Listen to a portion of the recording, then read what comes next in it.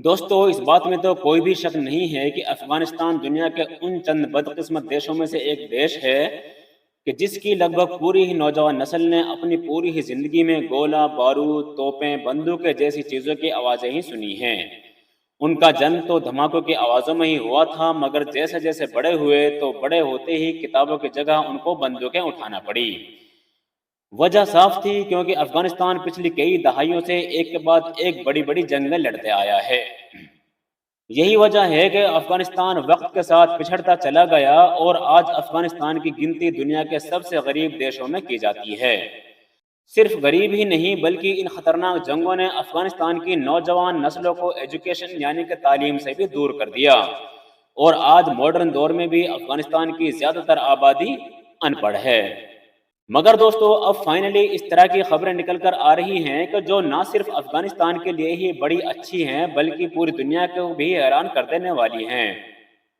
आसान भाषा में अगर मैं आपको समझाऊं तो आप ये समझिए कि अब अफगानिस्तान भी उसी रास्ते पर जा रहा है कि जिस रास्ते पर आज से लगभग 70 से 80 साल या फिर कहिए कि 100 साल पहले हमारी दुनिया के ज़्यादातर अरब मुस्लिम देश गए थे। मतलब ये कि जिन रास्तों पर चलकर और जिन चीज़ों की मदद से ज़्यादातर अरब मुस्लिम देशों की किस्मत बदल गई थी, और वो रातों रात चटियल मैदानों से और दुनिया के सबसे गरीब देशों से दुनिया के सबसे अमीर देश बन गए थे और उनको दुनिया की जन्नत कहा जाने लगा था। बिल्कुल, शायद अब अफगानिस्तान के साथ भी यही हो सकता है। वो इसलिए क्योंकि अब गरीब अफगानिस्तान के केस में भी हमारी नई दुनिया की सबसे बड़ी ताकत और सबसे कीमती खजाना यानी कि तेल की एंट्री हो चुकी है। एमआई के नेटवर्क के अवेलेबल फ्रेंड्स, ये बात तो बहुत पहले ही क्लियर हो चुकी थी कि अफगानिस्तान गरीब भले ही हो और इसके पास टेक्नोलॉजी भले ही ना हो, मगर उसके पास तेल और इस तरह की दूसरी चीज़ों के खजाने मौजूद हैं। यही वजह है कि यूके जैसी कंट्रीज के बड़े बड़े जर्नलिस्ट इस बात की प्रेडिक्शन यानी कि भविष्यवाणी पहले ही कर चुके हैं कि अगर सब कुछ ठीक ठाक चला, यानी कि अगर किसी वजह से अफगानिस्तान के ऊपर एक बार फिर से कोई जंग नहीं आई, तो ये बात क्लियर है कि ये सारी चीज़ें यानी कि कुदरत के ये सारे खजाने बहुत जल्द ही अफगानिस्तान की किस्मत बदल कर रख देंगे और अफगानिस्तान को इस कंडीशन में ले जाएंगे कि जिस कंडीशन में ये कुदरती खजाना यानी कि तेल अरब देशों को ले गया था।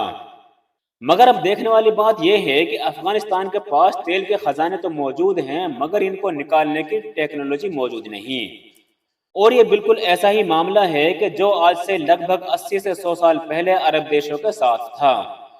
अरब देशों को तेल के कुएं तो मिल गए थे, बहुत सारे गैसेस के भंडार तो मिल गए थे, मगर उनके पास ऐसी टेक्नोलॉजी मौजूद नहीं थी कि जिनकी मदद से वो इन सारी चीज़ों का इस्तेमाल कर सकें और इनको निकाल सकें।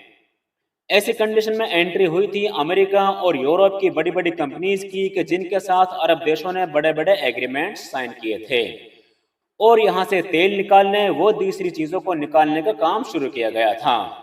अब जाहिर है अफगानिस्तान तो अमेरिका या फिर दूसरी यूरोपियन कंट्रीज की मदद तो नहीं ले सकता है, क्योंकि उनकी सबसे बड़ी दुश्मनी तो इन्हीं लोगों के साथ है।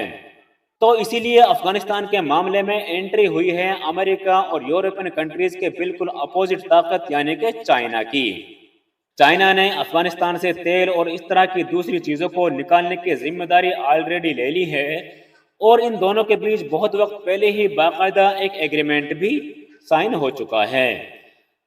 ये एग्रीमेंट अगले 25 साल तक चलेगा और इस एग्रीमेंट के तहत चाइना की एक बड़ी कंपनी अफगानिस्तान में तेल निकालने का काम करेगी। इस तेल को बेचकर जो भी रेवेन्यू जनरेट होगा यानी कि जो भी आमदनी होगी वो इन दोनों के बीच यानी कि तालिबान और चाइनीज के बीच शेयर की जाएगी। शुरुआत में तो तालिबान को सिर्फ 25% ही इस आमदनी का हिस्सा दिया जाएगा, मगर वक्त के साथ बढ़कर ये 75% तक पहुंच जाएगा, क्योंकि जाहिर है इन तेल के भंडारों के मालिक तो तालिबान ही हैं।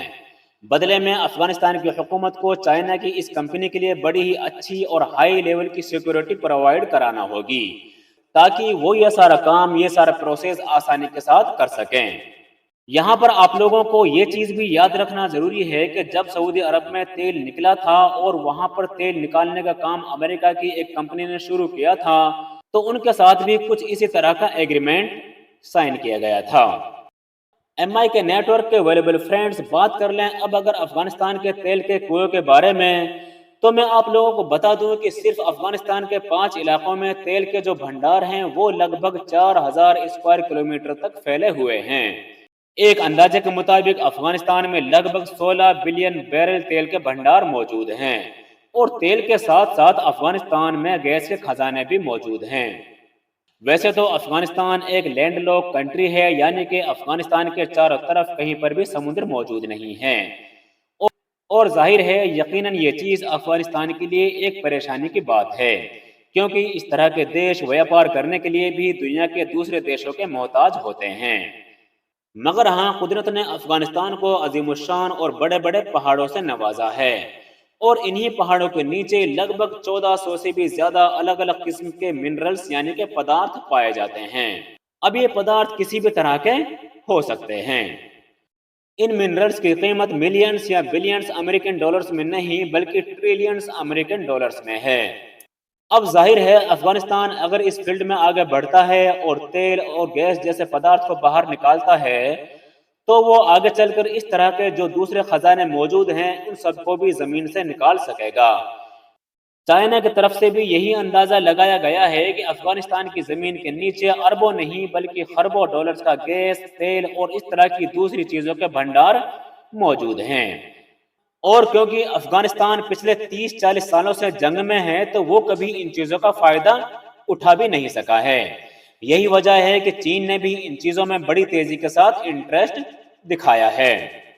آج اچانک سے میں آپ کو یہ ساری چیزیں اس لیے بتانے لگا ہوں کیونکہ چائنا اور طالبان کے بیچ ایک لمبے وقت پہلے جو ایگریمنٹ ہوا تھا اس ایگریمنٹ پر اب کام شروع ہو گیا ہے، یعنی کہ افغانستان میں ایک چائنیز کمپنی نے تیل نکالنا بھی شروع کر دیا ہے۔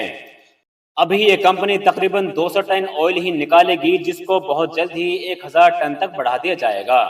یہاں پر ایک انٹرسٹنگ بات یہ بھی ہے کہ چائنیز کمپنی نے جہاں سے تیل نکالنے کا کام شروع کیا ہے وہ دراصل افغانستان کا ایک ایسا علاقہ ہے کہ جہاں پر غریبی بے انتہا پائی جاتی ہے۔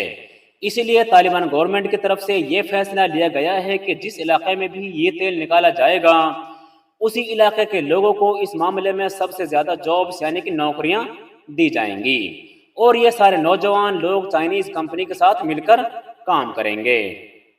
رپورٹس کے مطابق افغانستان کے اس غریب علاقے میں چائنا کی اس کمپنی نے لگ بھگ 540 بلین ڈالرز کی انویسٹمنٹ کی ہے۔